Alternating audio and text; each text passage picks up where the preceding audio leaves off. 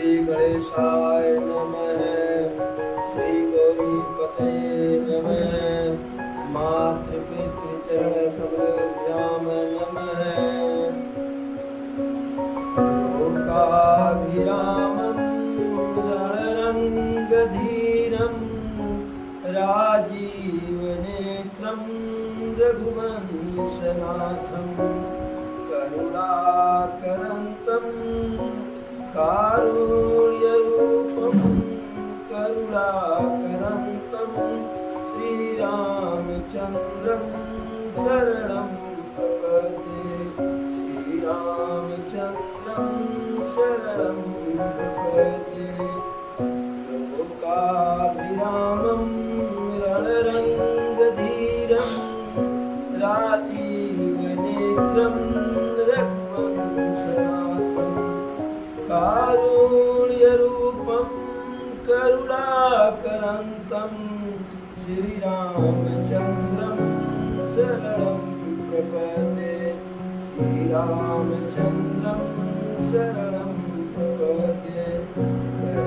कर्पूरगौरं करुणावतारं संसारसारं भुजगेन्द्रहारं सदा वसन्तं हृदयारविन्दे मम भवानी सहितं नमामि। भवानी सहितं नमामि। शान्ताकारं भुजगशयनं पदं नाभं सुरेशं विश्वाधारं गगनसदृशं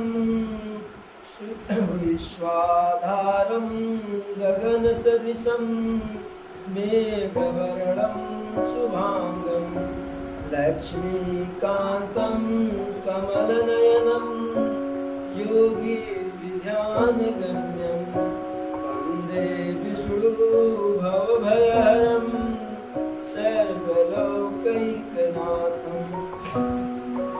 मङ्गलं भगवान् विष्णु मङ्गलं गरुडं ध्वज मङ्गलं पुण्डरीकाक्ष मङ्गलाय तनोहरि।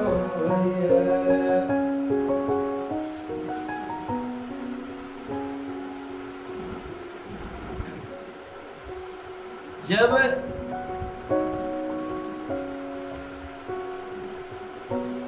गुरुदेव वशिष्ठ स्वयं प्रभु से भरे समाज में कह दिए कि हमारा विचार भरत के प्रेम के अधीन हो गया, तो हम भरत के मन के अनुसार ही जो है बात कर पाए। और प्रभु भी जब कह दिए कि धर्म जाए तो जाए, वचन जाए तो जाए, संसार में निंदा हो या यश हो, इसकी परवाह नहीं। भरत जी जो कहेंगे वही कार्य, भरत जी जो कह देंगे हम वही कार्य करेंगे। जब ऐसी बात वशिष्ठ जी और प्रभु श्री राम के मुख से निकला, और यह दोनों ऐसे नहीं है कि वैसे कहते।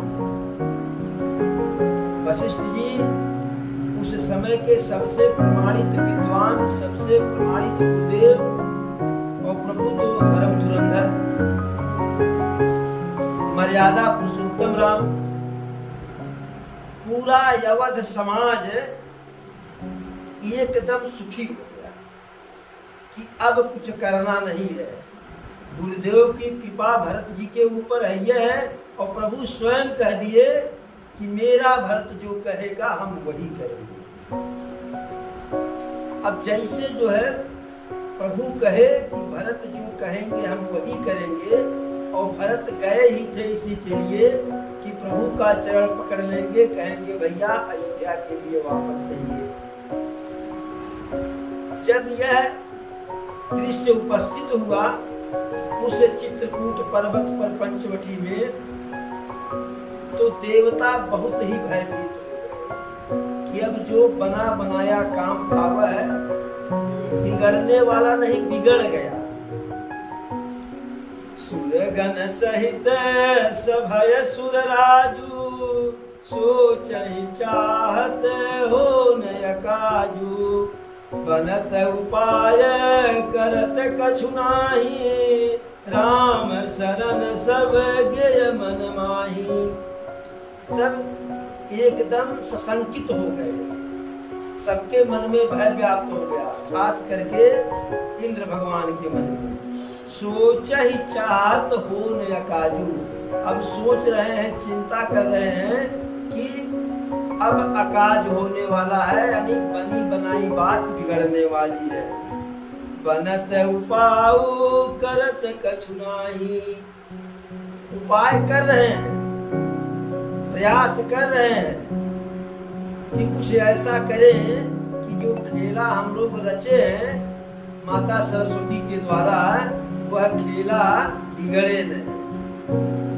लेकिन कोई भी उपाय मन में ठहर नहीं रहा है। सोचते हैं कि ऐसा कर देंगे तो प्रभु वापस नहीं जाएंगे, फिर सोचते हो जब खुद कह रहे हैं कि भरत जो कहेंगे वही कर देंगे, तो काहे वापस नहीं जाएंगे। यानी जो भी मन में षड्यंत्र रचते हैं कि ऐसा करने से प्रभु मन में रुक जाएंगे, वह विचार उनके मन में ही नहीं ठहरता है। तब किए क्या सभी देवता, राम शरण सब गए मन माही। सब मन ही मन जो है प्रभु के शरण में चल गए। गए शरण प्रभु राखी है, सब अपराध विसार। जो प्रभु के शरण में चला गया, प्रभु उसके सारे अपराध को माफ कर देते हैं। इसीलिए प्रभु के भक्त गाते भी हैं, राम नाम के साबुन से, राम नाम के साबुन से जो मन का मैल छुड़ाएगा, मन के निर्मल दर्पण में वो राम का दर्शन पाएगा। राम नाम के साबुन से जो मन का मैल छुड़ाएगा, राम के निर्मल दर्पण में वो राम का दर्शन पाएगा। अर्थात जो मन का मैल है उसके लिए लक्ष्य या पियर्स, लाइफबॉय या जो और बढ़िया बढ़िया साबुन है, इस साबुन से धुलने से मन का मैल नहीं धुलेगा। मन का मैल धुलेगा राम नाम के साबुन से जो मन का मैल छुड़ाएगा, मन के निर्मल दर्पण में वो राम का दर्शन पाएगा। तो राम नाम रूपी साबुन से जो व्यक्ति, जो जीव अपने मन का मैल छुड़ाता है, मन का मैल समाप्त करता है, उसका मन बिल्कुल निर्मल हो जाता है, बिल्कुल पारदर्शी। जैसे जल में अगर गंदगी नहीं है और जल में कोई हलचल नहीं है, तो उसमें आप देखेंगे तो अपना चेहरा दिखाई पड़ता है। तो उसी प्रकार जब मन में मैल नहीं रहेगा तो मन जो है बिल्कुल स्वच्छ दर्पण हो जाएगा, और वही व्यक्ति अपने निर्मल मन के दर्पण में प्रभु का दर्शन पाएगा, अन्यथा प्रभु का दर्शन नहीं पाएगा। तो सभी देवता देवराज इंद्र के साथ ही साथ जो है विचार किए कि अब अपने किए से कुछ नहीं होना है। आपन ठाट कुठाट है, हरि ठाट है सो ठाट, यानी अपने किए से कुछ होने वाला नहीं है। तो सब मन ही मन प्रभु के शरण में चले गए। बहुर विचार परस्पर कही, रघुपति भगत भगति बसहि। सुधि करि अम्बरीश दुर्वासा, भे सुर सुरपति निपट निराशा। फिर लोग सोच रहे हैं कि प्रभु के शरण में जाने से काम नहीं बनेगा। क्यों? बहुर विचार परस्पर कहनी, रघुपति भगत भगति बसे।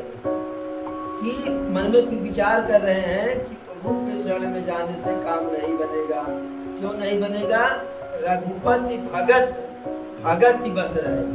प्रभु स्वयं जो है अपने भक्त के भक्ति के बस में रहते हैं, और अपने ऊपर कष्ट आता है तो प्रभु को कोई कष्ट नहीं होता है।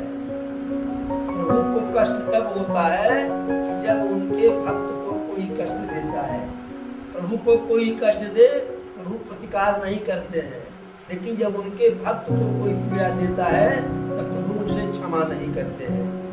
सुधि करे अम्बरीश दुर्वासा, जैसे दुर्वासा ऋषि द्रौपदी को, पांडव को परेशान करने के लिए गए थे दुर्योधन के कहने पर, तो प्रभु ऐसा परेशान किए कि दुर्वासा ऋषि, जिनका नाम सुनकर उस समय लोग कांप जाते थे, अगर वह किसी के पास दुर्वासा ऋषि प्रसन्न मन से भी जाते थे कि चल रहे हैं भक्त को, जो है भक्त है, प्रभु का भक्त है, हमारा शिष्य है, उसको आशीर्वाद देंगे, वह डर जाता था कब इनका आशीर्वाद श्राप में बदल जाए।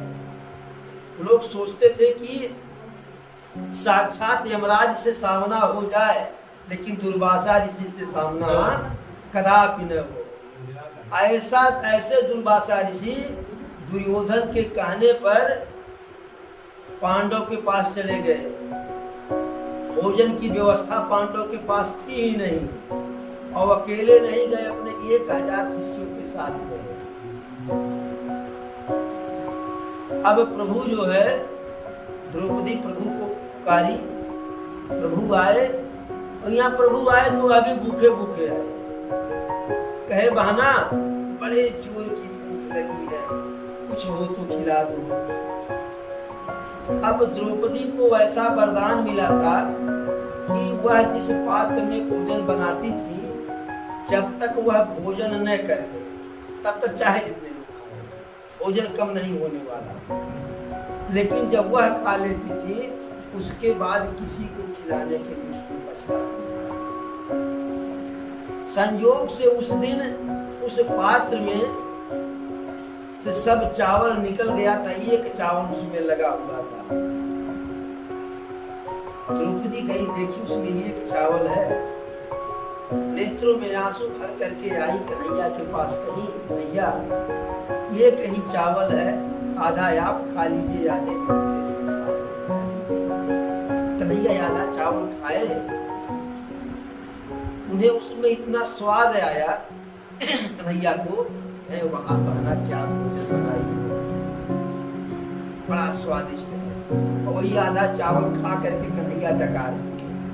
और जब भगवान का पेट भर गया तो फिर संसार में किसका पेट नहीं भरेगा।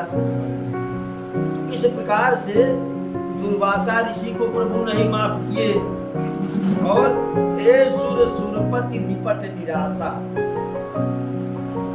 इंद्र का भी मान मर्दन प्रभु किए थे। द्वापर युग में जब ब्रज के लोग, परंपरा थी कि इंद्र की पूजा की जाए, तो कन्हैया कहे कि यहाँ गोवर्धन पर्वत हम लोगों की सुरक्षा करते हैं, तो हम लोग गोवर्धन की पूजा करेंगे, इंद्र की पूजा नहीं करेंगे। अब इंद्र कोप गए, बिल्कुल नाराज हो गए कि अब हम ब्रजधाम का जो है तहस नहस कर देंगे।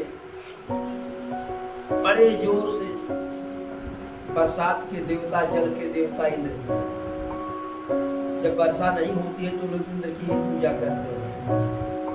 तो बड़े जोर से कुपित हुए इंद्राणी, पानी सब कुछ जो है, इसको आप जो है इति कहिए, प्रलय कहिए, विपदा कहिए, अकाल कहिए। तो इंद्र का मान मर्दन करने के लिए कन्हैया पूरे ब्रजवासी को अपने पास बुलाए और गोवर्धन पर्वत को अपने कान अंगुली पर उठा लिए, कहीं इसके नीचे से। अब इंद्र महीनों जो है जल वर्षा करते रहे, अपार वृष्टि, महावृष्टि चली फूट कियारी, और जिम स्वतंत्र हुई बिगड़ई नारी। ऐसी महावृष्टि किए कि जो भी बंधा में डांड था सब फूट करके पानी बहने लगा। पानी ऐसे अपने मन का बहने लगा कि जैसे जिम स्वतंत्र हुई बिगड़ई नारी। परम पूज्य गोस्वामी तुलसीदास जी लिखते हैं कि कोई भी व्यक्ति हो, पुरुष हो या स्त्री, बालक हो या युवा, मुखिया हो या बेटवा, जब वह एकदम स्वतंत्र हो जाते हैं तो बिगड़ जाते हैं। इसलिए हर व्यक्ति को किसी न किसी के बंधन में रहना चाहिए। जैसे छोटा सा बालक माता के बंधन में रहता है, बड़ा सा बालक पिता के बंधन में रहता है, माता माने पत्नी पति के बंधन में रहती है, पति अपने पिता के बंधन में रहता है, पिता नहीं तो समाज के बंधन में रहता है।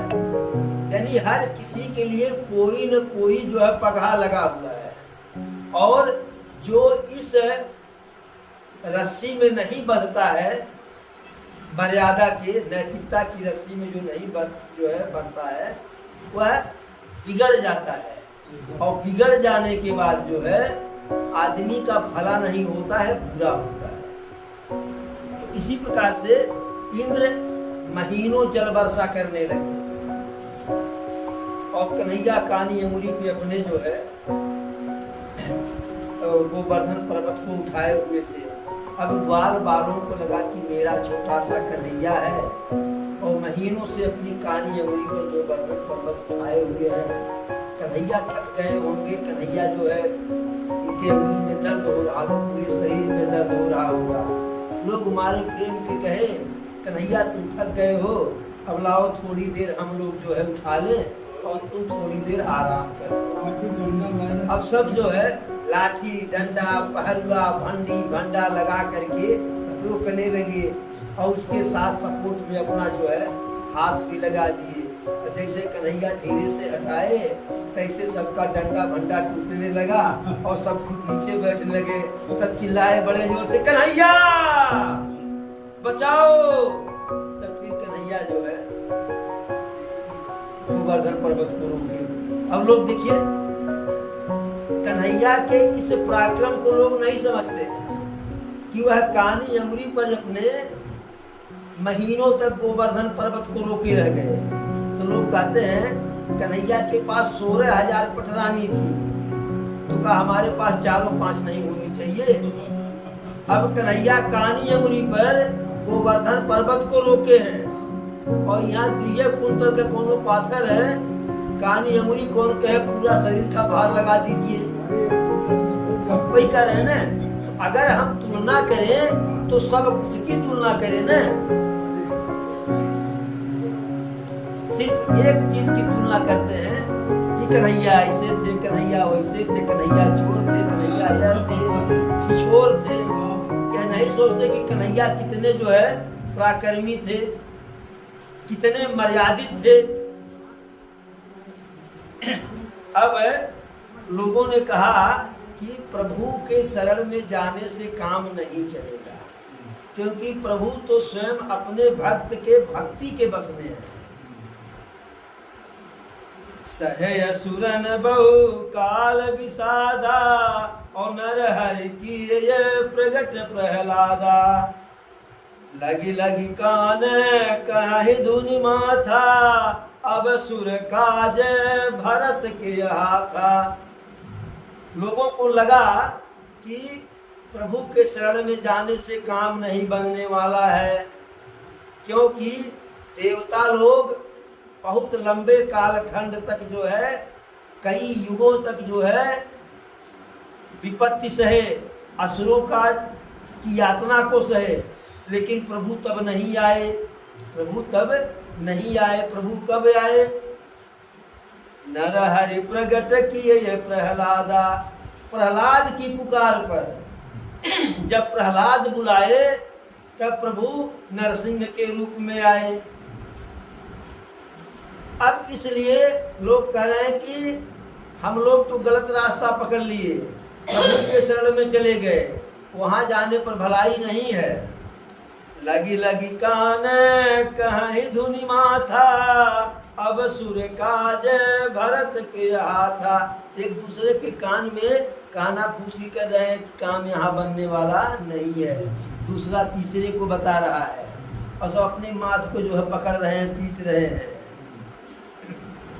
तब लोग कहने लगे देवता लोग कि अब हम लोगों का कार्य, हम लोगों की भलाई, हम लोगों के मान सम्मान की रक्षा भरत के हाथ, भरत जी के हाथ में है। क्योंकि प्रभु स्वयं कह दिए हैं कि यदि मेरा भरत कह देगा तो हम वन से अयोध्या को चले जाएंगे, पिता के को जो वचन दे करके आए हैं वह वचन हम त्याग देंगे, चाहे लोक में हमारी निंदा हो चाहे यश हो।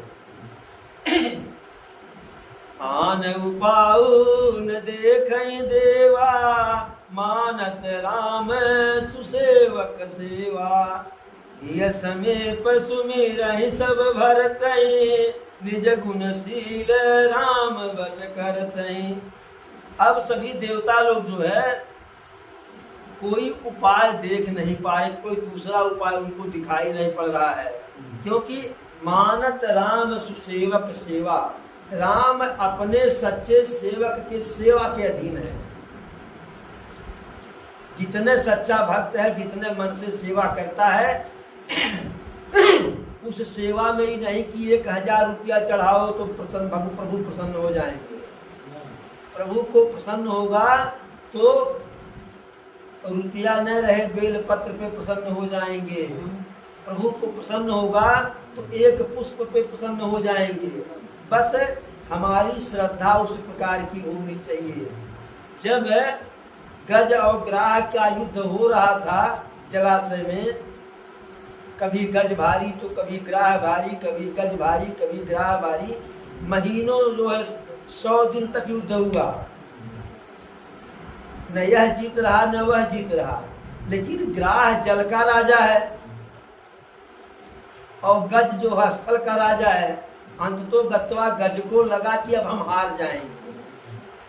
अब उसने कुछ जो है आओ देखा न ताव देखा, और लड़ते लड़ते इतना व्यथित हो गया था कि प्रभु का कायदे से स्मरण करने का सामर्थ्य भी नहीं रह गया था।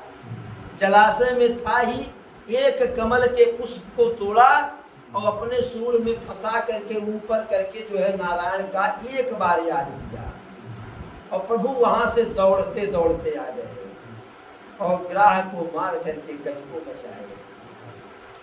और यह गज और ग्राह है कौन जो है? यह गज ग्राह जो है, जो बाली था वह द्वापर में गज बन करके आया, और जो सुग्रीव था जो है वह द्वापर में ग्राह बन के आया, मगरमच्छ बन के आया। चूंकि त्रेता युग में दोनों में पटा नहीं, बाल सुग्रीव को नाना प्रकार का यत्न जो है दुख देता रहा। वहां प्रभु जो है बाली को मार करके जो है सुग्रीव को बचाए थे। वहां प्रभु बाली को मार करके सुग्रीव को बचाए थे। अब उसका उल्टा करना था। जो सुग्रीव था वो ग्राह बना। अब जब गज वहां गया जलाशय में जल ग्रहण करने के लिए, तो सुग्रीव को लगा, ग्राह को लगा कि बहुत बड़ी गलती उस जन्म में हुई थी। भाई भाई में तो होता रहता है, मनमुटाव होता रहता है, खटपट होता रहता है, लेकिन इसका मतलब है थोड़ी न कि भाई जो है भाई को दूसरे से मरवा दे। अब सुग्रीव को लगा कि भाई से मेल मिलाप करने का यही सबसे बड़ा, सबसे उचित अवसर है। जैसे गज गया, गज अर्थात बाली और ग्राह अर्थात सुग्रीव, तैसे ही गज के पैर को पकड़ लिया। सोच रहा है कि पैर को पकड़ ले रहे हैं, जब और निकट आ जाएंगे तो अपनी बात रखेंगे, गले मिल जाएंगे। अब गज को लग रहा है कि हमारा जो है काम तमाम होने वाला है। तो उस जन्म में प्रभु बाली को मारे थे, इस जन्म में सुग्रीव को मार करके बाली को बचाए। यही गजग्राह की लड़ाई थी, कोई आपसी द्वेष नहीं था। ऐसे जब त्रेता में राम का वनवास हुआ प्रभु का, तो प्रभु बहुत ही मर्यादित थे। तो लक्ष्मण भैया कहे कि अगर हम बड़े होते, अगर राम की जगह पर हम होते तो कह देते कि हम वन में नहीं जाएंगे, और आप प्रभु से ही कहे कि भैया यदि हम आपकी जगह पर होते, बड़े होते, तो ये सारा जंजाल नहीं झेलते। तो प्रभु कहे ठीक है भैया, इसके लिए काहे परेशान हो, कभी ऐसा भी अवसर आएगा कि हम छोटे बन करके आएंगे, आप बड़े बन करके आएंगे। तो द्वापर में वही कन्हैया बलदेव जी बन करके आए, बलदेव जी के रूप में प्रकट हुए, कन्हैया से बड़े थे, और कन्हैया जो राम थे त्रेता युग में, वही कन्हैया बन करके आए, बलदेव जी से छोटे थे। वहां तो कुछ दिन के बाद वनवास हुआ, वहां तो कुछ दिन व्यतीत होने के बाद जो है घर छोड़ना पड़ा, और यहाँ तो पैदा होते ही घर छोड़ देना पड़ा। तब एक बार जो है कन्हैया कहे भैया, तब तो आप कह रहे थे कि हम अगर बड़ा होते तो है ही नहीं मानते, और नहीं मानते, ये काहे को मान लिए, कहे क्या करें, उस वैसा सामर्थ्य ही नहीं था। तो प्रभु कहे यही तो वीर का विधान है, जब आपके पास सामर्थ्य था तब आप छोटे थे, और जब सामर्थ्य नहीं तो आप बड़े हैं, न तब कुछ कर पाए न अब कुछ कर पाए। इसी प्रकार से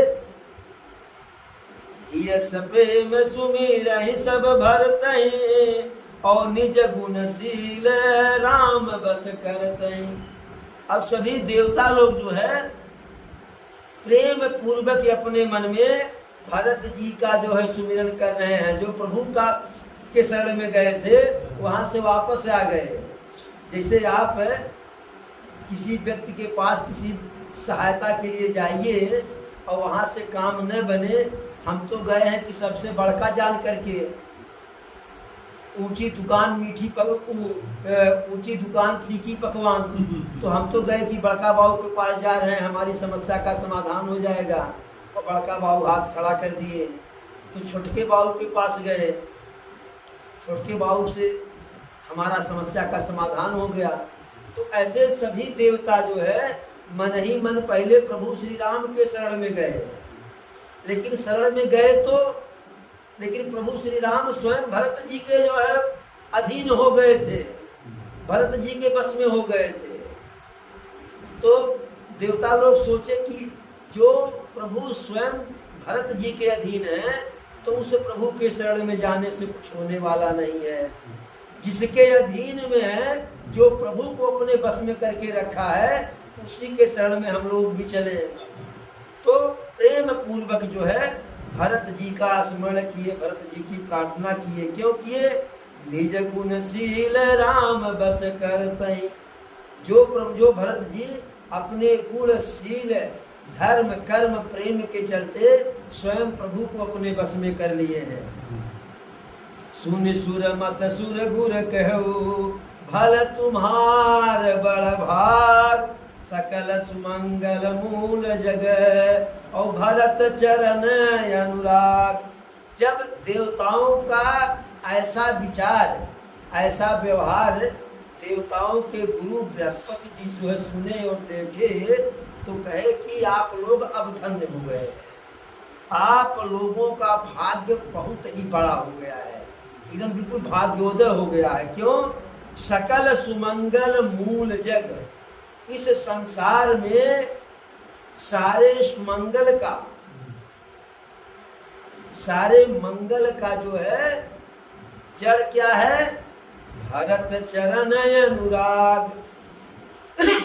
भरत जी के चरणों में प्रेम अगर किसी का है तो समझिए कि सब मंगल ही मंगल है, सीतापति सेवक सेवकाई, कामधेनु सय सरिस सुहाई।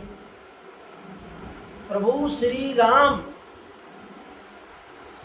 के जो सेवक होते हैं और उनकी जो श्री राम के प्रति सेवकाई होती है, यानी प्रभु के भक्त की जो भक्ति होती है वह उसी प्रकार फलदायी होती है जैसे कामधेनु सय सरिस सुहाई। जैसे कामधेनु जो है हमारी इच्छा को पूर्ण करने वाली होती है, उसी प्रकार से प्रभु के भक्त की भक्ति भी जो है हमारी इच्छा को पूर्ण कर देती है। भगत भगत तुम्हारे मन आई, तजहु सोच विधि बात बनाई। तो देवताओं के गुरु बृहस्पति जी कह रहे हैं कि अब आप लोग जो है बिल्कुल चिंता छोड़ दीजिए, सोच न कीजिए। क्यों? भरत भगत तुम्हारे मन में आई। अब आप लोगों के मन में भरत जी के प्रति भक्ति आ गई है तो अब कोई समस्या नहीं है। तजहु सोच विधि बात बनाई, चिंता का त्याग कर दीजिए। अब आप लोगों की बात जो है बनाने का कार्य जो है विधि का है, भगवान का है, ब्रह्मा का है और बात बनानी है, इसीलिए आप लोगों का मन जो है भरत जी के चरणों में चला गया। देखु देवपति भरत प्रभाऊ, सहज सुभाय दिवस रघुराऊ। मन थिर करहु देव डरु नाही, भरत ही जानि राम परिछाई। अब जब देखु देवपति भरत प्रभाव, भरत जी के प्रभाव को देख करके, भरत जी का प्रभाव जो है गुरुदेव कह रहे हैं देवताओं के गुरु कि हे देवराज, भरत जी का प्रभाव तो देखिए। सहज सुभाय दिवस रघुराई, भरत जी के सहज स्वभाव के चलते जो है स्वयं प्रभु विवश है। लेकिन मन थिर करहु देव डरु नाही। हे देवतागण, आप लोग अपने मन को स्थिर कर लीजिए, डरने की कोई बात नहीं है। क्यों नहीं है? भरत ही जानि राम परछाई। भरत जी को भी प्रभु श्री राम की परछाई समझिएगा। अब जब परछाई समझिएगा, अब परछाई में अगर आप अपने हाथ को ऐसे कर रहे हैं तो परछाई का ऐसे थोड़ा कर वो भी से करेगा। परछाई में खड़ा होंगे तो परछाई भी खड़ा होगी, बैठेंगे तो बैठेगा। तो जब भरत जी प्रभु की छाया है तो प्रभु जो जो करेंगे वही भरत जी भी करेंगे, अर्थात प्रभु जो करने के लिए आए हैं वही भरत जी भी करेंगे। दूसरा जो है भरत जी कुछ नहीं करेंगे। सुनि सुर गुर सुर सम्मत सोचू, अंतर जामिय प्रभु सकोचू। निज सिर भारु भरत जी जाना, करत कोट विधु अनुमाना। ते गुरु बृहस्पति और देवताओं की सम्मति और उनका जो है सोच सुनकर जो है अंतर्यामी प्रभु भी संकोच में आ गए। निज सिर भारु भरत जी जाना। अब अपने ऊपर का भी भार जो है, जो भार प्रभु के ऊपर था वह भार भरत जी के ऊपर चला गया। करत कोटि विधि उर अनुमाना। और भरत जी अपने मन में सब बोझ जो है अपने सिर पर जो रखे हुए हैं और हृदय में करोड़ों प्रकार का विचार कर रहे हैं कि क्या करें कि किसी का अनभल न हो, सबका भला ही भला हो। कर विचार मन दीन ठीका, राम रजाय सुआपन नीका। निज पन तज राख्यो पनु मोरा, छो स्नेह कीन नहीं छोरा।